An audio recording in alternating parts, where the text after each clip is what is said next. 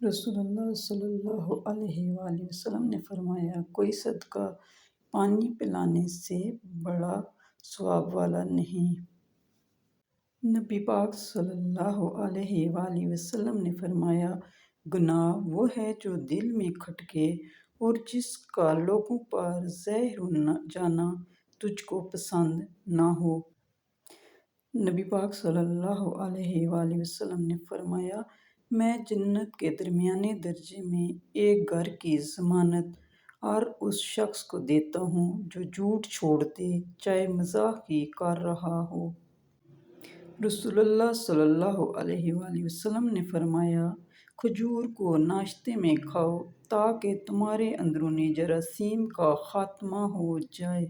نبی کریم صلی اللہ علیہ وآلہ وسلم نے فرمایا، تم میں سے ہر کسی کی دعا قبول کی جاتی ہے جب تک کہ وہ جلدی نہ کرے اور وہ کہنے لگتا ہے، میں نے دعا کی مگر وہ قبول نہ ہوئی۔ رسول اللہ صلی اللہ علیہ وآلہ وسلم نے فرمایا، ہمارے اور کافروں کے درمیان فرق نماز ہے، جس نے نماز چھوڑ دی اس نے کفر کیا۔ مسلمان اور کفر و شرک کے درمیان فرق نماز ہے۔ آپ صلی اللہ علیہ وآلہ وسلم نے فرمایا، روز قیامت میری سفارش سے بہرہ مند وہ شخص ہوگا جس نے خالصتاً تہ دل سے لا الہ الا اللہ کہا ہوگا۔ رسول اللہ صلی اللہ علیہ وآلہ وسلم کا ارشاد ہے، تم جہاں ہو اپنے دل میں اللہ کا خوف رکھو اور گناہ کے بعد نیکی کر لیا کرو کہ یہ نیکی اس گناہ کو مٹا دے گی۔ حدیث شریف، رسول اللہ صلی اللہ علیہ وآلہ وسلم نے فرمایا، گناہوں سے توبہ کرنے والا ایسا ہے جیسے اس نے گناہ کیا ہی نہیں۔ حضرت سبحان رضی اللہ تعالیٰ عنہ کہتے ہیں کہ بعض صحابہ رضی اللہ تعالیٰ عنہ نے کہا کہ کاش ہمیں یہ معلوم ہو جائے کہ سونے اور چاندی کے علاوہ اور کون سا مال بہتر ہے تاکہ ہم اسے جمع کریں، تو آپ صلی اللہ علیہ وآلہ وسلم نے فرمایا، اللہ کا ذکر کرنے والی زبان، شکر ادا کرنے والا دل اور مسلمان بیوی جو اپنے شوہر کے ایمان کی مددگار ہو بہترین مال ہے۔ محمد صلی اللہ علیہ وآلہ وسلم سے پوچھا گیا، کون سا عمل اللہ کے نزدیک زیادہ پسندیدہ ہے؟ فرمایا، جس پر ہمیشگی کی جائے خواہ وہ تھوڑی ہی ہو، اور فرمایا، نیک کام کرنے میں اتنی ہی تکلیف اٹھاؤ جتنی طاقت ہے۔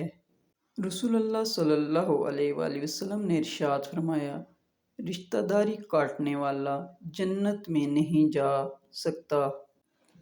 رسول اللہ صلی اللہ علیہ وآلہ وسلم نے فرمایا، اللہ تعالیٰ فرماتے ہیں، میرے ذکر کے لیے وقت نکالو، میں تمہارے کام میں برکت عطا کروں گا، ورنہ دنیاوی کاموں کی کثرت تم پر اس قدر مسلط کر دوں گا کہ تم میں فرصت ہی نہ ہوگی اور سکون سے محروم رہو گے۔ رسول اللہ صلی اللہ علیہ وآلہ وسلم نے ارشاد فرمایا، اللہ تعالیٰ کے لیے بعض لوگ ایسے ہیں جیسے کسی کے گھر کے خاص لوگ ہوتے ہیں۔ صحابہ رضی اللہ تعالیٰ عنہ نے عرض کیا، وہ کون لوگ ہیں؟ ارشاد فرمایا، قرآن شریف والے، کہ وہ اللہ والے اور اس کے خاص لوگ ہیں۔ حدیث مبارک، اپنی آوازوں سے قرآن کو خوبصورت کرو کیونکہ اچھی آواز قرآن کا حسن بڑھا دیتی ہے۔ اچھی آواز سے مراد اچھی تلاوت کا حکم دیا گیا ہے، یعنی درد دل والی ادا اور خوف خدا والی قرأت اچھی ہے۔ فرمان مصطفیٰ صلی اللہ علیہ وآلہ وسلم، ہر شے کے لیے ایک علامت ہوتی ہے، ایمان کی علامت نماز ہے۔ دوزخ سے نجات۔ فرمان مصطفیٰ صلی اللہ علیہ وآلہ وسلم، جو اپنے مسلمان بھائی کو اس کی چاہت کی چیز کھلائے، اللہ تعالیٰ اسے دوزخ پر حرام کر دے گا۔ حضور صلی اللہ علیہ وآلہ وسلم گھر تشریف لائے تو روٹی کا ٹکڑا گرا ہوا دیکھا آپ صلی اللہ علیہ وآلہ وسلم نے اسے اٹھا کر صاف فرمایا اور کھا لیا، اور فرمایا اے عائشہ رضی اللہ تعالیٰ عنہا، عزت دار چیز کی عزت کرو، جب اللہ کسی قوم کا رزق چھین لیتا ہے واپس نہیں کرتا۔ حضرت محمد صلی اللہ علیہ وآلہ وسلم نے فرمایا، باپ کی دعا اولاد کے لیے ایسی ہے جیسے نبی کی دعا امت کے لیے۔ تمام فکروں سے آزادی کی دعا، حسبی اللہ لا الہ الا هو علیہ توکلت وہو رب العرش العظیم۔ مجھے اللہ ہی کافی ہے، اس کے سوا کوئی معبود نہیں، اسی پر بھروسہ رکھتا ہوں اور وہ بڑے تخت کا مالک ہے۔ حضرت ابو درداء رضی اللہ تعالیٰ عنہ فرماتے ہیں کہ اگر کوئی شخص اس دعا کو صبح و شام 7 مرتبہ پڑھتا ہے تو اللہ تعالیٰ اس کی تمام فکر و مشکلات کے لیے کافی ہو جاتا ہے۔ پڑھائی میں کمزور طالب علموں کے لیے ایک مجرب عمل، ہر روز صبح کے وقت ناشتے پر 100 مرتبہ اس ذکر کا پڑھنا کن ذہنی دور کرنے کے لیے بہت مجرب ہے۔ لا الہ الا انت یا ربی کل شیء و وارثہ۔ حدیث نبی صلی اللہ علیہ وآلہ وسلم۔